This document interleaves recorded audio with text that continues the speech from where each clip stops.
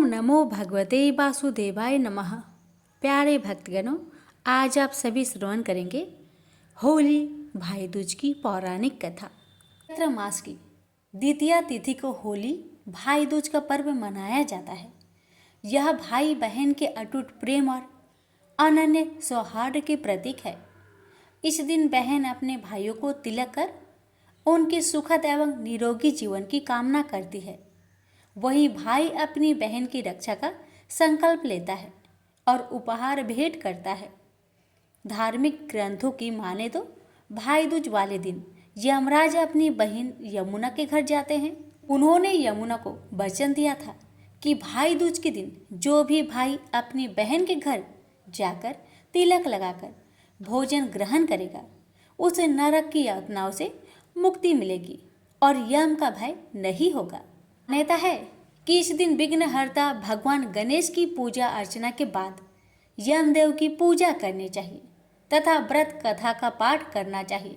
बिना व्रत कथा का पाठ और आरती के होली भाई दूज की पूजा संपूर्ण नहीं मानी जाती। आइए श्रवण करते हैं होली भाई दूज की पौराणिक कथा। प्रेम से बोलिए गणेश महाराज की जय, यमराज भगवान की जय। होली भाई दूज को लेकर एक कथा काफ़ी प्रचलित है। एक नगर में एक बुढ़िया रहती थी।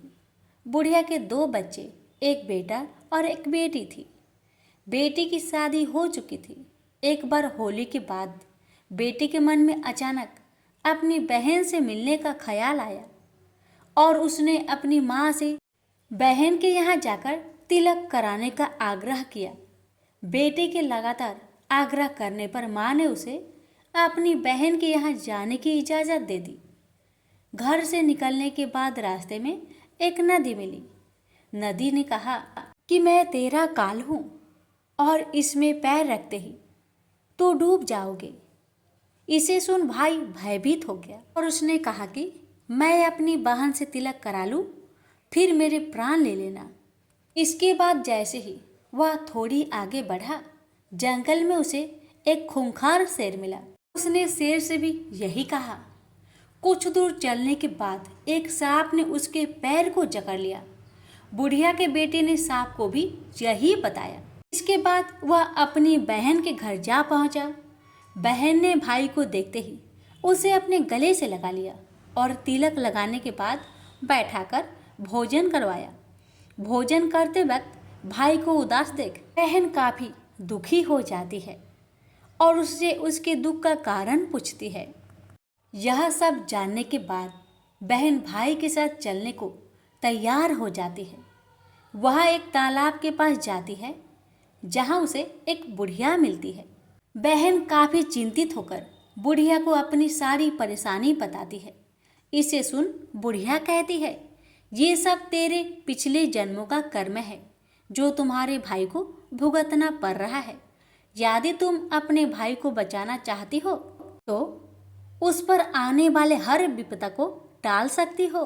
बुढ़िया की बात सुन बहन भाई के साथ घर जाने के लिए तैयार हो गई। वह शेर के लिए मांस, सांप के लिए दूध और नदी के लिए ओढ़नी लेकर चल देती है। रास्ते में उसे शेर मिलता है।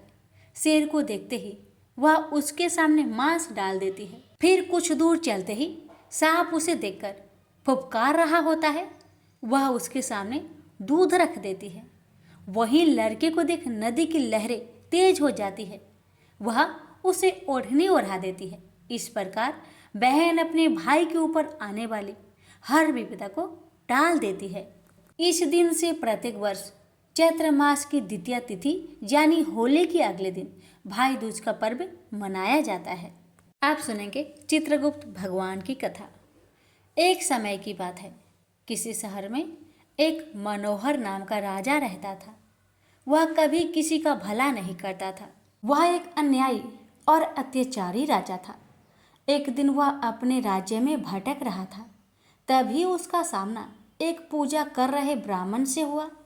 ब्राह्मण को देख राजा की जिज्ञासा जगी और उनसे पूछने लगा कि वह किस भगवान की पूजा कर रहे हैं। ब्राह्मण ने जवाब देते हुए कहा कि आज होली भाई दूज है, इसलिए मैं मृत्यु और धर्म के देवता यमराज और चित्रगुप्त की पूजा कर रहा हूँ। ब्राह्मण ने साथ में ये भी बताया कि इस पूजा से पाप कम होते हैं और नरक से मुक्ति मिलती है। ये सब सुनकर राजा मनोहर ने भी अनुष्ठानों का पालन करते हुए पूजा करना शुरू कर दिया। राजा की मृत्यु के बाद जब उन्हें यमराज के पास ले जाया गया, तब भगवान चित्रगुप्त ने उनके कर्मों की जांच की। फिर उन्होंने यमराज को सूचित किया कि इस राजा ने भले ही कई पाप किए हो, लेकिन उसने पूरी श्रद्धा के साथ यम का पूजन किया है, इसलिए राजा को नरक नहीं भेजा जा सकता। इस प्रकार राजा केवल एक दिन की पूजा करके ही अपने सभी पापों से मुक्त हो गया और उसे स्वर्ग की प्राप्ति हुई।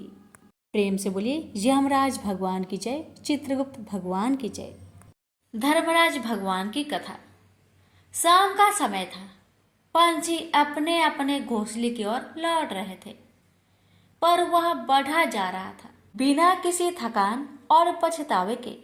उसे अपनी मंजिल तक पहुंचना ही था। यही उसके पिता की आज्ञा थी। उसका लक्ष्य था यमपुरी, वही यमपुरी जहां यमराज निवास करते थे। उसे यमराज से ही मिलना था। यही उसके पिता का आदेश था। लगातार 3 पहर तक चलने के बाद वह यमपुरी के द्वार पर जा पहुंचा। वहां पर 2 यमदूत पहरा दे रहे थे। उन्होंने जब उस बालक को देखा तो आश्चर्यचकित रह गए। कौन है यह बालक जो मौत के मुख में चला आया? दोनों सोचने लगे। उसमें से एक यमदूत ने गरजती आवाज से उससे पूछा, हे बालक, तू कौन है और यहाँ क्या करने आया है? मेरा नाम नचिकेता है और मैं अपनी पिता की आज्ञा से यमराज जी के पास आया हूँ। उस बालक ने धीरता के साथ उत्तर दिया। लेकिन क्यों मिलना चाहते हो तुम यमराज से? दूसरे यमदूत ने प्रश्न किया। क्योंकि मेरे पिताश्री ने उन्हें मेरा दान कर दिया है। नचिकेता की बात सुनकर दोनों यमदूत हैरान रह गए। ये कैसा अजीब बालक है? इसे मृत्यु का भय नहीं, यमराज से मिलने चला आया। उन्होंने उसे डराना चाहा, पर नचिकेता अपने निर्णय के आगे सुई की नोक भर भी न डिगा। वह बराबर यमराज से मिलने की इच्छा प्रकट करता रहा। इस पर एक यमदूत बोला, वे इस समय यमपुरी नहीं है, 3 दिन बाद लौटेंगे, तभी तुम आना। कोई बात नहीं, मैं 3 दिन तक प्रतीक्षा कर लूंगा, नचिकेता ने उत्तर दिया और वही द्वार के पास बैठ गया। सहसा उसकी आंखों के आगे बीती हुई एक एक घटना चित्र की भांति घूमने लगी।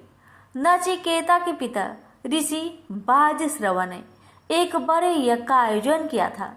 विद्वानों, ऋषि मुनियों और ब्राह्मणों को उसने यज्ञ में आमंत्रित किया।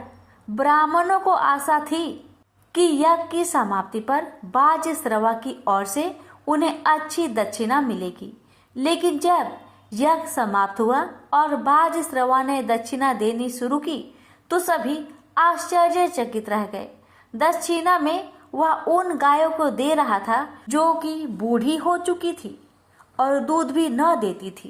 यज्ञ के प्रारंभ होने से पूर्व बाजश्रवा ने घोषणा की थी वह यज्ञ में अपनी समस्त संपत्ति दान कर देंगे। इसी कारण यज्ञ में कुछ ज्यादा ही लोग उपस्थित हुए थे। पर जब उन्होंने दान का स्तर देखा तो मन ही मन नाराज होकर रह गए। क्रोध तो उन्हें बहुत आया, पर उनमें से कोई कुछ न कह सका। बाजश्रवा के पुत्र नचिकेता से यह न देखा गया। संपत्ति के प्रति अपने पिता का यह मोह उसे बर्दाश्त न हुआ।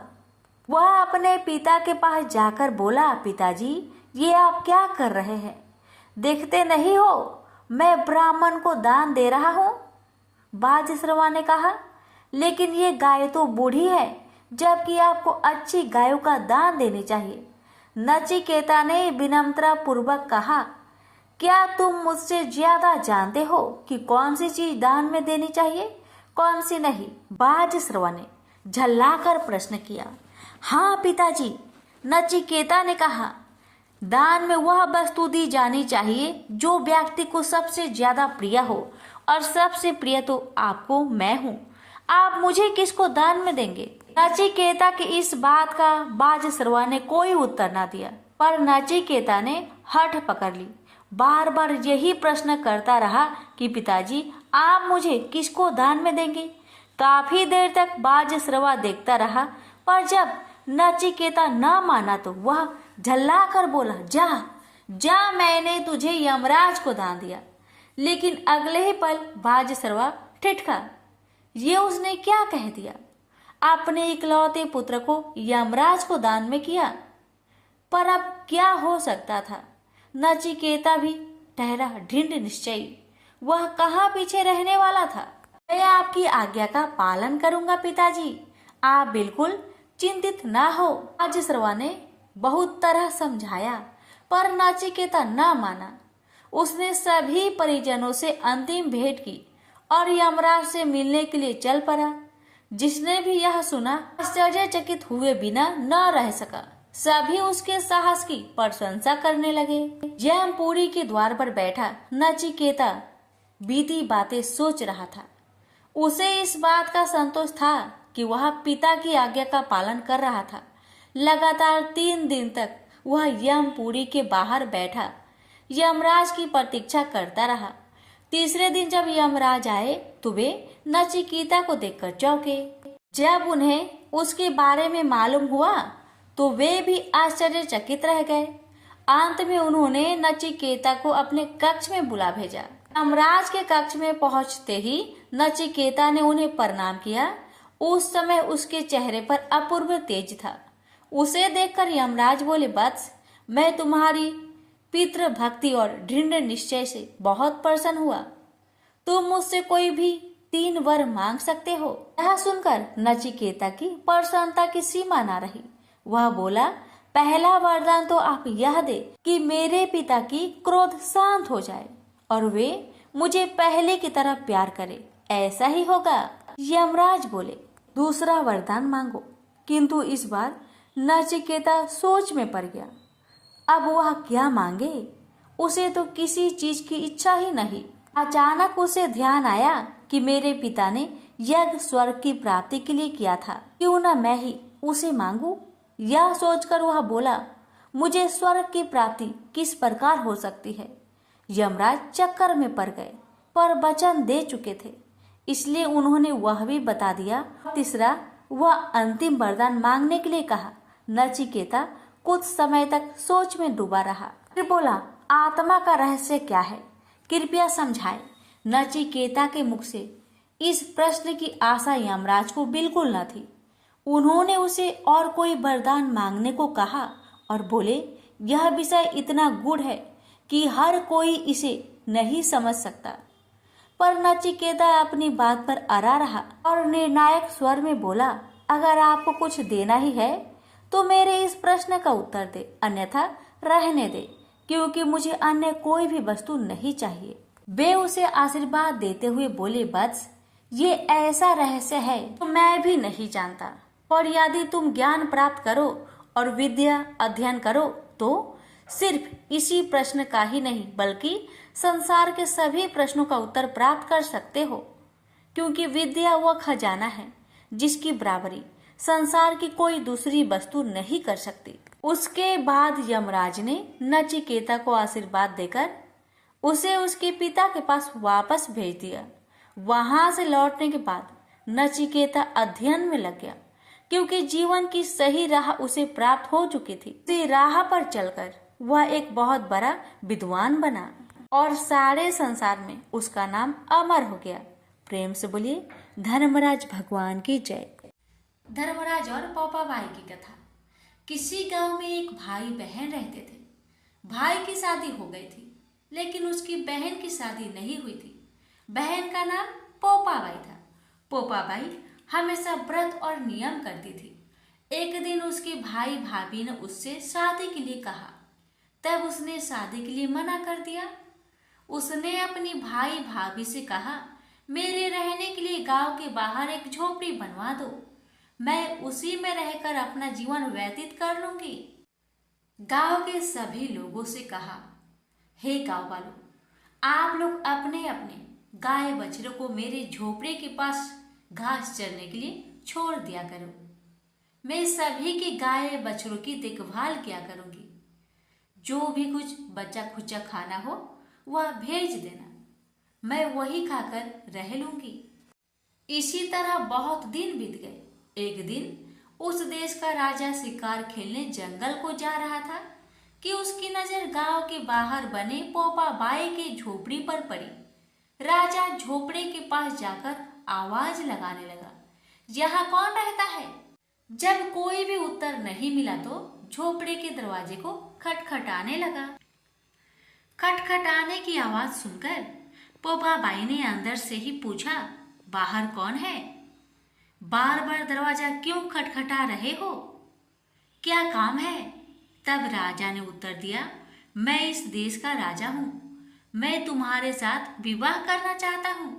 पोपा बाई ने कहा, अपने महल को लौट जाओ, मैं पराये पुरुष का मुख नहीं देखती। लेकिन राजा ने उसकी बात पर ध्यान नहीं दिया और बलपूर्वक पोपा बाई को उठाकर अपने घोड़े पर बैठाकर महल की ओर चल पड़ा। पोपा बाई ने राजा को श्राप दिया, हे राजा, तेरा राजपाट सब नष्ट हो जाएगा। महल में पहुंचकर राजा ने अपनी रानियों से सारी बात बताई। पूरी बात सुनकर रानियों ने राजा से अनुरोध किया कि पोपा बाई को सही सलामत उसकी झोपड़ी में छोड़ आए। रानियों की कहे अनुसार राजा पोपा बाई को उसकी झोपड़ी पर छोड़ने को चल पड़ा। रास्ते में पाप की नदी आई जिसमें राजा डूब गया। पोपा बाई मृत्यु के बाद धर्मराज के दरबार में पहुंची। वहां धर्मराज ने उसे स्वर्ग का राज दिया। किसी गांव के एक सेठ सेठानी की मृत्यु हुई। वे दोनों मृत्यु लोक से स्वर्ग लोक को आए, लेकिन स्वर्ग का दरवाजा बंद पड़ा था। उन दोनों ने धर्मराज जी से स्वर्ग का द्वार खोलने के लिए विनती की। तब धर्मराज ने कहा, इस पर पोपा बाई का राज है। सेठ सेठानी ने कहा, हम पोपा बाई को नहीं जानते। तब धर्मराज ने कहा कि मैं तुम दोनों को 7 दिन के लिए मृत्यु लोक में भेजता हूँ। वहां जाकर 8 खोपरा से राई भरकर 5 कपड़ा ऊपर रखकर कहानी सुनना और धापन करना और इस प्रकार कहना, राज है पोपा बाई का, लेखा लेगी राई राई का, बोलो पोपा बाई की जय। धर्मराज जी की कथा। एक नगर में एक साहूकार अपनी पत्नी के साथ रहता था, लेकिन वह निसंतान थी। वह दोनों भगवान शंकर की पूजा किया करते थे। एक दिन पार्वती जी कहने लगी कि यह आपकी इतनी पूजा करते हैं, फिर आप इनकी इच्छा पूरी क्यों नहीं करते हैं? शंकर जी कहते हैं कि इन्हें संतान सुख नहीं है, इसलिए ये इतनी पूजा करते हैं। पार्वती जी बोली कि आप इन्हें पुत्र क्यों नहीं दे रहे? शंकर जी ने कहा कि इनके भाग्य में पुत्र का सुख नहीं है, लेकिन पार्वती जी नहीं मानी और वह जीत करने लगी। शंकर भगवान बोले कि ठीक है, इन्हें पुत्र की प्राप्ति हो जाएगी, लेकिन वह केवल 12 वर्ष तक ही जीवित रहेगा। साहूकार शंकर पार्वती जी की बात सुन रहा था। कुछ समय बाद साहूकार ने पुत्र को जन्म दिया, लेकिन साहूकार को कोई खुशी नहीं हुई। पूरे परिवार में इसका जश्न मनाया गया। उसका बेटा बड़ा हुआ तो साहूकार ने कहने लगी, मैं अपने बेटे का विवाह रचाऊंगी। साहूकार ने उसे बहुत मना किया, लेकिन वह नहीं मानी। तो साहूकार ने उसे कहा कि हमारे बेटे की आयु केवल 12 वर्ष तक की ही है। साहूकार ने कहने लगी कि कोई बात नहीं, मैं इसका विवाह करके अपने मन की तो कर लूं। साहूकार ने बेटे का विवाह कर दिया। घर में बहू आ गई और उन्होंने बहू को सारी बात बता दी कि उसके बेटे की आयु केवल 12 वर्ष की है। बहू ने कहा, कोई बात नहीं, मेरे भाग्य में जो लिखा था वह हुआ।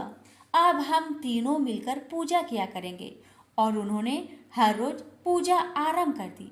एक दिन ऐसा भी आ गया जब लड़के की आयु पूरी हो गई। यमराज साहूकार के बेटे को लेने आ गए तो साहूकार कहने लगा कि मेरा पुत्र अपनी पत्नी के साथ है। यमराज उसकी पत्नी के पास गए तो वह बोली, अभी तो मेरे पति ने जीवन का कोई सुख नहीं देखा और आप उसे लेने आ गए। यमराज बोले, इसकी इतनी ही आयु थी जो यह भोग चुका। पत्नी ने कहा कि हे भगवान, कोई ऐसा उपाय नहीं है जिससे मेरे पति की आयु बढ़ जाए। यमराज बोले कि यह क्या होता है, लेकिन भगवान बोले कि यमराज का काला कंबल, लोहे का तसला 5.25 रुपये उठाकर रख दे। 1 वर्ष पूरा होने पर यह किसी को देना, तुम्हारे पति की आयु लंबी हो जाएगी। जैसा भगवान ने बताया, बहू ने ऐसा ही किया और उसकी पति की आयु लंबी हो गई। प्रेम से बोलिए यमराज भगवान की जय। धर्मराज जी की कथा। एक नगर में एक साहूकार अपनी पत्नी के साथ रहता था, लेकिन वह निसंतान थी। वह दोनों भगवान शंकर की पूजा किया करते थे। एक दिन पार्वती जी कहने लगी कि यह आपकी इतनी पूजा करते हैं, फिर आप इनकी इच्छा पूरी क्यों नहीं करते हैं? शंकर जी कहते हैं कि इन्हें संतान सुख नहीं है, इसलिए ये इतनी पूजा करते हैं। पार्वती जी बोली कि आप इन्हें पुत्र क्यों नहीं दे रहे? शंकर जी ने कहा कि इनके भाग्य में पुत्र का सुख नहीं है, लेकिन पार्वती जी नहीं मानी और वह जीत करने लगी। शंकर भगवान बोले कि ठीक है, इन्हें पुत्र की प्राप्ति हो जाएगी, लेकिन वह केवल 12 वर्ष तक ही जीवित रहेगा। साहूकार शंकर पार्वती जी की बात सुन रहा था। कुछ समय बाद साहूकार ने पुत्र को जन्म दिया, लेकिन साहूकार को कोई खुशी नहीं हुई। पूरे परिवार में इसका जश्न मनाया गया। उसका बेटा बड़ा हुआ तो साहूकार ने कहने लगी, मैं अपने बेटे का ब्याह रचाऊंगी। साहूकार ने उसे बहुत मना किया, लेकिन वह नहीं मानी। तो साहूकार ने उसे कहा कि हमारे बेटे की आयु केवल 12 वर्ष तक की ही है। साहूकार ने कहने लगी कि कोई बात नहीं, मैं इसका ब्याह करके अपने मन की तो कर लूं। साहूकार ने बेटे का विवाह कर दिया। घर में बहू आ गई और उन्होंने बहू को सारी बात बता दी कि उसके बेटे की आयु केवल 12 वर्ष की है। बहू ने कहा, कोई बात नहीं, मेरे भाग्य में जो लिखा था वह हुआ। अब हम तीनों मिलकर पूजा किया करेंगे। और उन्होंने हर रोज पूजा आरंभ कर दी। एक दिन ऐसा भी आ गया जब लड़की की आयु पूरी हो गई। यमराज साहूकार के बेटे को लेने आ गए तो साहूकार कहने लगा कि मेरा पुत्र अपनी पत्नी के साथ है। यमराज उसकी पत्नी के पास गए तो वह बोली, अभी तो मेरे पति ने जीवन का कोई सुख नहीं देखा और आप उसे लेने आ गए। यमराज बोले, इसकी इतनी ही आयु थी जो यह भोग चुका। पत्नी ने कहा कि हे भगवान, कोई ऐसा उपाय नहीं है जिससे मेरे पति की आयु बढ़ जाए। यमराज बोले कि यह क्या होता है, लेकिन भगवान बोले कि यमराज का काला कंबल, लोहे का तसला 5.25 रुपये उठाकर रख दे। 1 वर्ष पूरा होने पर यह किसी को देना, तुम्हारे पति की आयु लंबी हो जाएगी। जैसा भगवान ने बताया, बहू ने ऐसा ही किया और उसकी पति की आयु लंबी हो गई। प्रेम से बोलिए यमराज भगवान की जय। ब्रह्मा जी ने कहा कि पूर्व समय में कौंपिल्य नगर में यज्ञदत्त नाम का पुरोहित रहता था, जो वेदांत का ज्ञाता और महान विद्वान था। वह अपनी विद्वानता के लिए प्रसिद्ध था। उसकी महानता का यश चारों ओर फैला था। गुणनिधि नाम का उसका एक पुत्र था। गुणनिधि का चरित्र अपने पिता के बिल्कुल विपरीत निकला। बचपन से ही गुणनिधि बुरी संगत में पड़ गया। जुआ, चोरी और नशे के दुर्गंध उसमें पड़ गई। वह जुआ खेलने के लिए घर का सामान चुरा चुरा कर ले जाने लगा। गुणनिधि की माता ने यह सब उसके पिता से छिपाया। जब भी यज्ञदत्त अपने पुत्र के विषय में कोई बात पूछता अथवा कहता तो वह कह देते कि गुणनिधि देव पूजन, विद्या अध्ययन और सत्कर्मों में लगा है। गुणनिधि की वयस्क होने पर उसका विवाह हुआ, पर माता के बार बार समझाने पर भी उसने अपने दुष्कर्म नहीं छोड़े। वह और अधिक जुआ व मदिरापान करने लगा।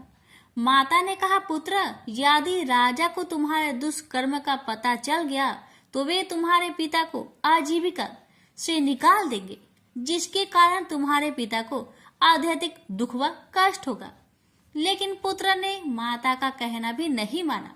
जब भी यज्ञदत्त ने पुत्र के विषय में जानकारी लेनी चाहिए, माता बहाने बनाकर बात टाल देती। प्रतिदिन वह घर के आभूषण बेचकर जुआ खेलता रहता। माँ सिर पीट लेती। काश मैंने उनसे कुछ न छिपाया होता। एक दिन यज्ञदत्त ने अपने एक मूल्यवान अंगूठी एक जुआरी के हाथ में देखी। पूछने पर जुआरी ने गुणनिधि का सारा भेद खोल दिया। इससे पिता को अत्यधिक शोभ व खेद हुआ। पिता ने घर आकर पत्नी से उसी अंगूठी की मांग की। पत्नी तरह तरह के बहाने बनाने लगी। यज्ञदत्त ने पत्नी को डांटा और बुरा भला कहा कि यज्ञदत्त ने कहा कि इससे तो मैं पुत्रहीन होता तो भला था। अपने पिता के विवशता भरे आंसू देखकर गुणनिधि को बड़ी लज्जा आई और वह चिंता से भर गया। इसी गलाने में वह घर छोड़कर कहीं चला गया। भूखा प्यासा अपने किए पर पश्चाताप करने लगा। घूमते घूमते वह एक नगर पहुंचा। शिवरात्रि का दिन था। शिव भक्त शिवालय की ओर जा रहे थे। गुणनिधि भी उनका पीछा करते करते शिवालय पहुंचा। शिव भक्त पत्र पुष्प और मीठे भोजन से भगवान शंकर की पूजा अर्चना करने लगे। गुणनिधि छिपा छिपा सब देख रहा था। वह भूख व प्यास से व्याकुल था, अतः सुगंधित भोजन ने उसे आकर्षित किया। जब शिव भक्त नित्य गायन आदि समाप्त करके सो गए तो गुणनिधि ने अपने दुपट्टे की रस्सी बनाई और दीपक में जलाकर शिव जी के लिए निर्मित वस्तुओं को लेकर भागने की चेष्टा की। अभी उसका पैर एक शिव भक्त से जा टकराया। वह चिल्ला उठा, चोर चोर पकड़ो पकड़ो। इसी पकड़ ढकर में गुणनिधि की मृत्यु हो गई। यमराज के यमदूत उसे पकड़ने आए तो शिवगणों ने उन्हें गुणनिधि को ले जाने से रोका और उसे शिवलोक ले जाने लगे। यमदूतों व गणों में काफी विवाद हुआ। गुणनिधि के पाप कर्मों से यमदूतों ने शिवगणों को अवगत कराया, परंतु शिवगणों ने कहा कि इसने श्रद्धा पूर्वक शिव पूजन देखा है, कीर्तन भजन सुना है, अपने दुपट्टे से दीपदान किया है, अतः इसके पाप कर्म समाप्त हो गए। यमदूतों ने अपनी पराजय स्वीकार कर ली। यमदूत धर्मराज के पास गए और समूचा वृत्तांत उन्हें कह सुनाया। धर्मराज भी कहने लगे कि मैं अपनी सब आज्ञाओं का उल्लंघन सहन कर सकता हूँ, पर विभूतिधारी, रुद्राक्षधारी, त्रिपुंडधारी शिव में आसक्त रखने वाले व्यक्ति को कभी भूल कर भी यहाँ न लाना। जो शिव जी में आस्था रखता है उसे सदा शिवलोक में भेजने की मेरी अस्थायी आज्ञा है। शिवलोक में पहुंचकर काफी समय तक गुणनिधि सुख भोगता रहा। उसके बाद कलिंग नरेश आदि रम के घर दम नामक पुत्र के रूप में उत्पन्न हुआ।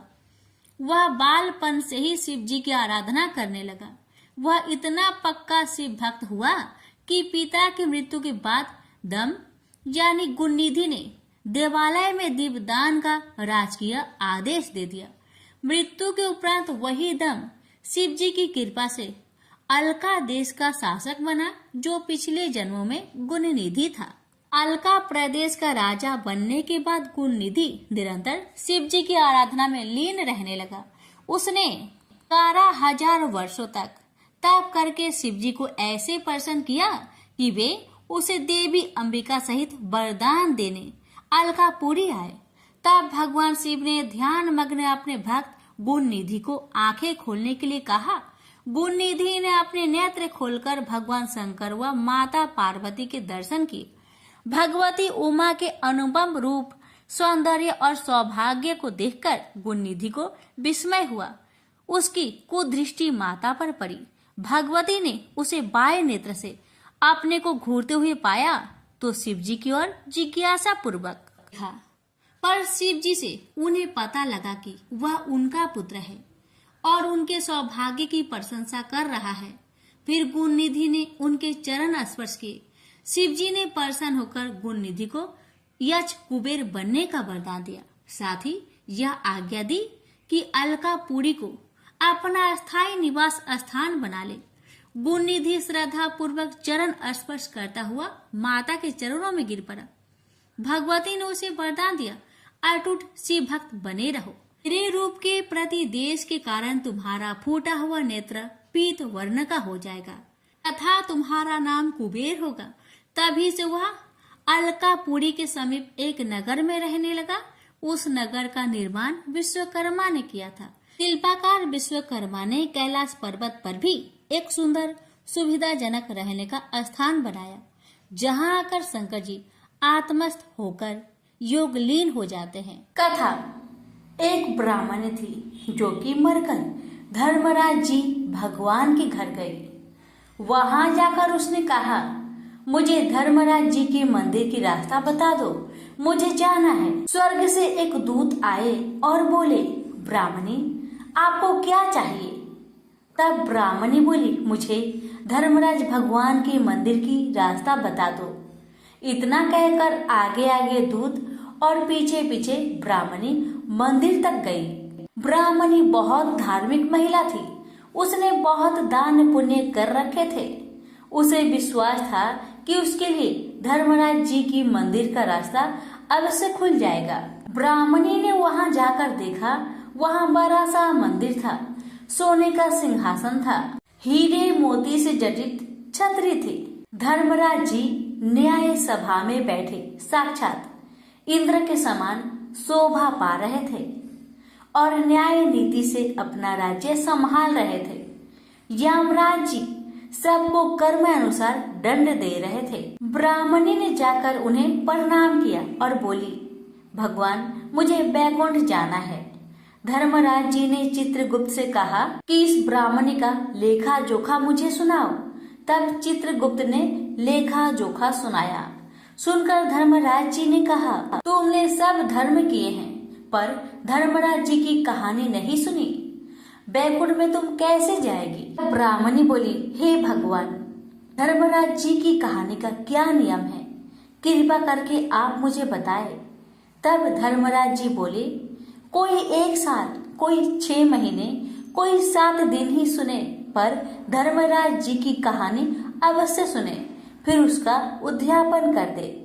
उद्यापन में काठी, छतरी, चप्पल, बाल्टी, रस्सी, टोकरी, टॉर्च, साड़ी, ब्लाउज का बेस, लूटी में शक्कर भरकर, 5 बर्तन, 6 मोती, 6 मूंगा, यमराज जी की लोहे की मूर्ति, धर्मराज जी की सोने की मूर्ति, चांदी का चांद, सोने का सूरज, चांदी का साठिया ब्राह्मण को दान करे।